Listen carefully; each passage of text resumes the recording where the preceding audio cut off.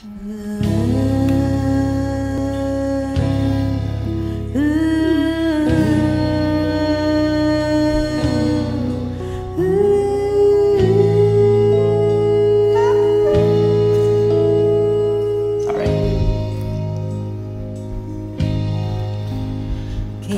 po na nagkaupo, subukan nyo namang tumayo, at baka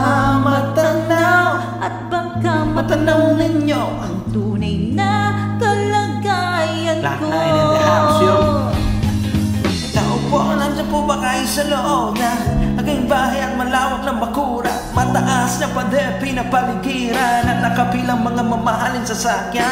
Mga bantay na laging bulong ng bulong, wala namang kasal pero marami ang nagkabarong. Lumakas man ang ulan ay walang butas sa bubong. Mga tatong kutsara na hindi kilala ang totoo, at ang kaming simputin ng gatas na nasa kahon. Kahit na hindi pasko sa lamesa ay may hamon. Ang sarap sigurong manirahan sa bahay na ganyan. Sabi pa nila ay dito mo rin matatagpuan.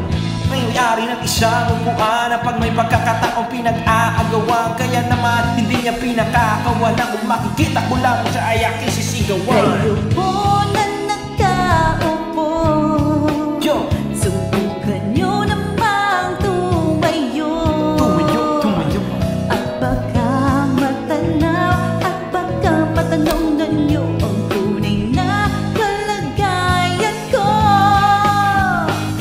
Mawalang galang na po sa taong nakaupo. Alam niyo ba, patakan ng bigas namin ay di puno. Ang dingding ng bahay namin ay pinagtagpig-tagping yero. Sa gabi ay sobrang init na tumutunaw ng yelo na di kayang bilhin upang ilagay sa inumin. Pinakulong tubig sa lumang takuring ulit-ulit. Gamit lang panggatong na linanong lamang sa estero. Nagsisilbing kusina sa umaga'y aming banyo. Ang aking inay na may kayamanan isang kaldero. Nagagamit lang pag ang aking ama ay sumaga, pero kulang na kulang pa rin. Ulam na tuyot asin ang 50 pesos na maghapon pagkakasahin. Di ko alam kung talagang maraming harap o mataas lang ang bako doon. Nagbubulag-bulagan lamang po kayo. Kahit sa dami ng pera nyo, walang doktor na mapapapalinaw naman kayo.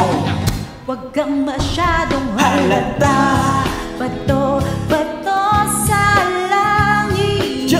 Ang mata nga ay huwag magaling. Bato sa langit. Ang matamaan ay huwag masyadong halata. Huwag kang masyadong halata. Huwag kang masyadong halata.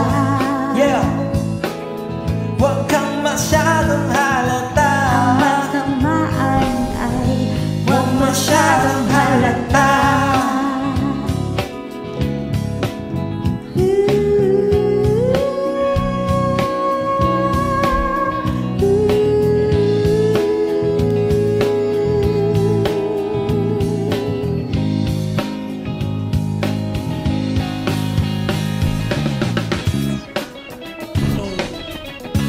Mic check.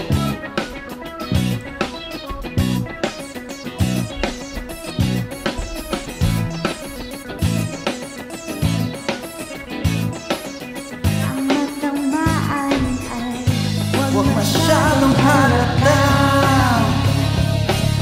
Huwag kang masyadong